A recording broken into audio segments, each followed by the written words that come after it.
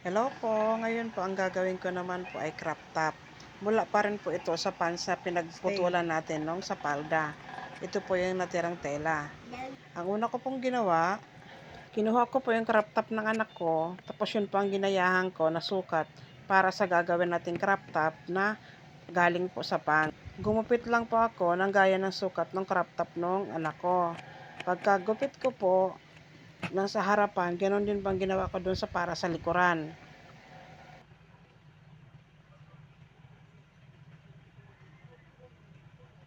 Mula sa mga natirang tela po, nagupit po ako ng para sa shoulder strap at saka yung para sa tali po sa likuran.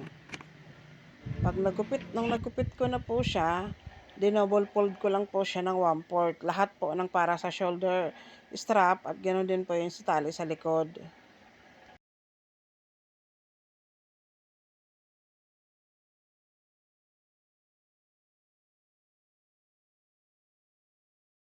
Tapos po, i-join na po natin yung sa pinaka-crop top niya. Ganun pa rin po, tulad po dun sa part ginawa ko dati, i-clean finish po natin yung pantahin nito. Kaya hindi po magkapantay ang joining. Isang nakapantay po sa pata at isa naman po ay naka 3/4. Pagkatapos po natin i-join siya ng isang straight, i-double fold naman po natin siya para clean finish na po.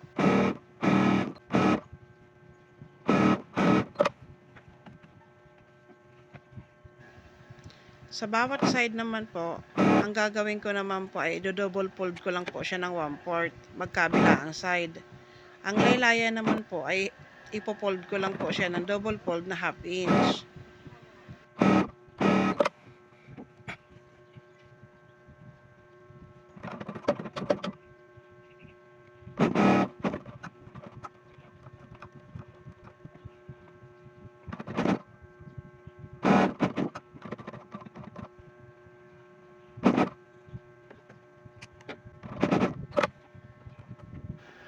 Ngayon naman po, gumawa po ako ng pinakalagayan po ng tali sa likod.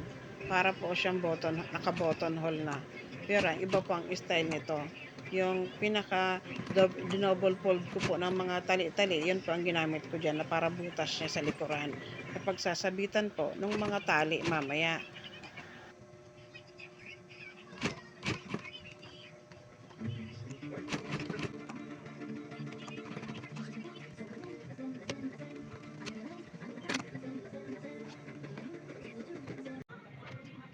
Ngayon naman po, lalagyan ko naman po siya ng shoulder strap.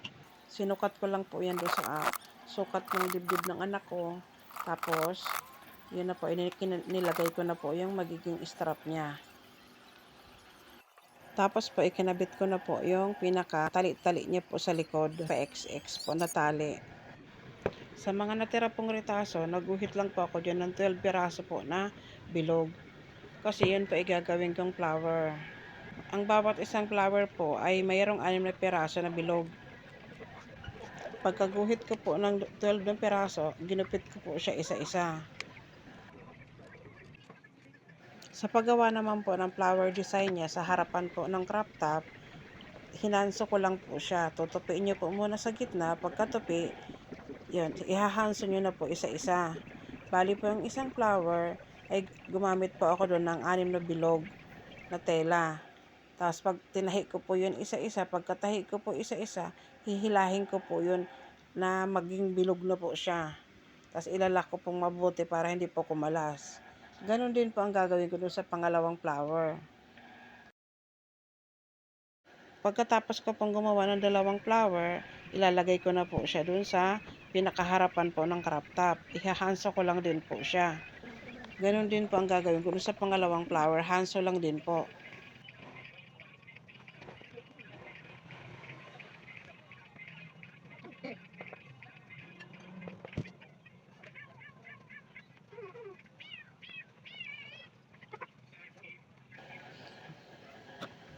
Ito na po ang natapos ko. Model pa rin po ang aking anak. Yan, tuwan-tuwa po siya doon sa ginawa ni Mami na crop top para sa kanya. Kasi terno na po siya doon sa paldang una kong ginawa.